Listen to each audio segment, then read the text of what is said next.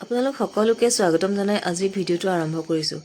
আজি পুনৰবাৰ আপোনালোকক দেখাবলৈ লৈছোঁ সংকল্প লোৱাৰ বিধিসমূহ। এয়া চাওক, কপাহ আজিকালি কপাহ পাবলৈ নাই, গতিকে কেঁচা সূতা কিনি প্ৰায় চাকি জ্বলোৱা হয়। মই বাৰু অকণমান কপাহ আছিলে, এইদৰে কপাহ গুটিকেইটা গুচাই ল'লোঁ। গুচাই লৈ পেলাই শলাকানিডাল বাতি ল'লোঁ। আৰু এয়া ধূনা দেখিছে নহয়, ধূনাৰ ধোঁৱাসমূহ আপোনালোকে দেখিবলৈ পাইছে। সংকল্প লোৱাৰ সময়তেই হওক বা যিকোনো ভগৱান পূজাৰ সময়ত ধূনাখিনি ধূপ ধূনা আৰু চাকি গছ এনেও দিব পাৰি। আৰু এয়া হৈছে গৰু ঘিউ বটল। চাওকচোন, মোৰ গৰু ঘিউ বটল ইয়াতে গোট খাই গৈ আছে। গৰু ঘিউৰ চাকি গছ জ্বলাই ল'লোঁ কপাহৰ শলাকানিডাল বাতি লৈ। ইতিমধ্যে মই ধূনা জ্বলাই থোৱা আছে। আৰু হনুমান দাদাৰ ৰঙা বহুত বেছি প্ৰিয়, সেইবাবে সংকল্প ল'বৰ সময়ত ৰঙা সাজযোৰ পিন্ধি ল'লোঁ। মই অৱশ্যে এতিয়া সংকল্প লোৱা নাই, আপোনালোকৰ বাবেহে ভিডিঅ'টো পুনৰবাৰ প্ৰস্তুত কৰিছোঁ। কাৰণ আজি পুনৰ মোলৈ ফোন আহিছে টিক ৰাভা বুলি এজন, তেওঁ মানে সংকল্প ল'ব আৰু সেইবাবে মোক পুনৰ সুধিছে কি কি কৰিব লাগে। সেইবাবে মই ঘপককৈ সিদ্ধান্ত ল'লোঁ যে পুনৰবাৰ অকণমান কমকৈ হ'লেও মনত পেলাই দিছোঁ যে সংকল্প লোৱাৰ যিকেইটা কথা মোক ফোনত সুধিছিলে বা সুধি আছে এতিয়াও, সেই কথাকেইটাকে পুনৰবাৰ কৈ পেলাই মই ভিডিঅ'টো আকৌ এবাৰ বনাই দিলোঁ। গতিকে চাই থাকক, বেছি দীঘলীয়া মই কৰা নাই। ৰঙা সাজটো পিন্ধি লৈছোঁ, হনুমান দাদাৰ অতি প্ৰিয় ৰং ৰঙা। তাৰপাছত এয়া ধূপ জ্বলালোঁ, গৰু ঘিউৰ চাকি গছ জ্বলালোঁ আৰু ধূনা জ্বলাই থোৱা আছে, আপোনালোকে নিশ্চয় দেখিছে। আৰু মই যিদিনা সংকল্প ল'ম সেইদিনাটো আপোনালোকক মই দেখাব নোৱাৰিম নহয় জানো। সংকল্প মই আকৌ ল'ম, কৈছোঁ আপোনালোকক দ্বিতীয়বাৰ ল'ম, আৰু সেইটো সিদ্ধান্ত মই ল'লোঁ। আৰু কোনদিনা ল'ম মই এতিয়ালৈকে আপোনালোকক ক'ব পৰা নাই, কিন্তু সংকল্প যে ল'ম সেইখিনি সময়ত মই আপোনালোকক দেখুৱাব নোৱাৰোঁ, কাৰণ সেইখিনি সময়ত মই নিজৰ ভক্তিভাৱটোক ত্যাগ কৰি মোবাইলত মই লাগিব নোৱাৰিম, আৰু সেইটো নিয়মো নহয়। গতিকে সংকল্পটো যিহেতু মই ভিডিঅ'ৰ কাৰণে নলওঁ, মোৰ নিজৰ ব্যক্তিগত কিবা কাৰণত মই ল'ম, সেইবাবে মই আপোনালোকক পুনৰবাৰ সংকল্পটো লোৱাৰ বিধিখিনি দেখাই লৈছোঁ, যিখিনি প্ৰয়োজনীয়, একেবাৰেই প্ৰয়োজনীয়।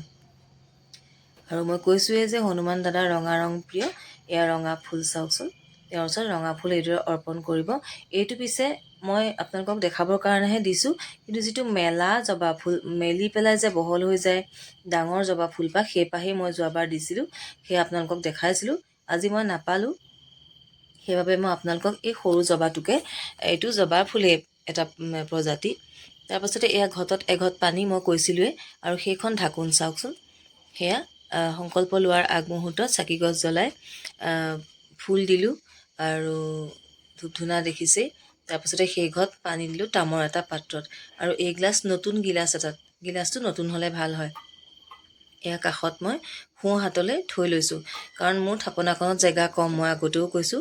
গতিকে যি ধৰণে থ'ব লাগে সেইধৰণে মই সজাই থ'বলৈ মোৰ অসুবিধা, জেগাটো কম। তাৰপাছতে এয়া চাওক, এটকীয়া এটা কইনছ দেখিছে নহয়, আৰু এই তিনিটা লং চিনি পায়েই সকলোৱে। গতিকে তিনিটা লং আৰু এটকীয়া কইনছ, এইকেইটা সেই ঘৰটোতে দি থৈছোঁ।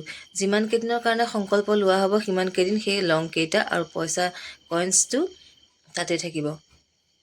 আৰু সেয়া হনুমান দাদাৰ ফুট, তেওঁৰ ফুটটো এটা টেমা কিনিবলৈ পোৱা যায়, আৰু সেন্দুৰ দিলেও হয়। মই পিছে কিনিছিলোঁ, সেইবাবে মই সেইটোৱেই তেওঁৰ ফুটটো দিলোঁ। দিয়াৰ পাছত আপোনালোকে চাই থাকিব কি কৰি আছোঁ। গতিকে ভালকৈ লক্ষ্য কৰিলে এইটো ভিডিঅ'তে সকলো গম পোৱা যাব। গতিকে চাই থাকক। এইখন আসন যিখনত সংকল্প ল'বৰ দিনা আৰম্ভ কৰি বহিব, সেইদিনাৰ পৰা একেবাৰে শেষৰ দিনালৈকে সেইখন ধুনীয়াকৈ ৰাখিব, কাকো বহিবলৈ নিদিব। আৰু এই তামৰ থালিকেইখন কিয় দেখালোঁ জানেনে? ইয়াতে প্ৰথম দিনাখন প্ৰসাদ দিব লাগিব। হনুমান দাদাৰ প্ৰসাদ হৈছে কল, নাৰিকল আৰু আপেল, নহ'লে বুন্দিয়া লাডু। মিঠাইৰ ভিতৰত হ'লে বুন্দিয়া লাডু দিব পাৰে, নহ'লে ফলৰ ভিতৰত হ'লে নাৰিকল, খুব অতিকৈ প্ৰিয় তেওঁৰ, কল আৰু আপেল, যিটোকে দিয়া হয়। এই তামৰ পাত্ৰটোত কলপাত এখন দিব, আগলি কলপাত এখন, তাতে প্ৰসাদ দিব, দি পেলাই এইদৰে আগবঢ়াই দিব। মই মাত্ৰ দেখাইছোঁহে। তাৰপাছতে হনুমান চালিচাখন পঢ়িবলৈ আৰম্ভ কৰিব। জয় শ্ৰীৰাম এইদৰে জয় শ্ৰীৰাম 3বাৰ কৈ ল'লেও হ'ব, নহ'লে ৰামৰ কিবা পঢ়ি ল'ব পাৰে আপোনালোকে।